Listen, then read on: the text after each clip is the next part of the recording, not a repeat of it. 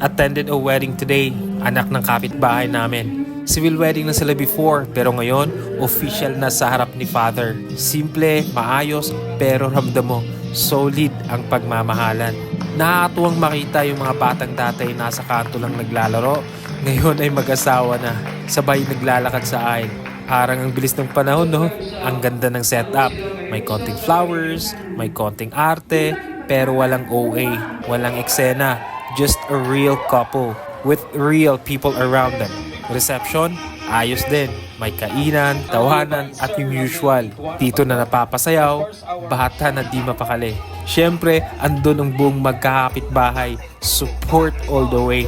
Weddings like this remind you, you don't need grand fireworks to make a moment special.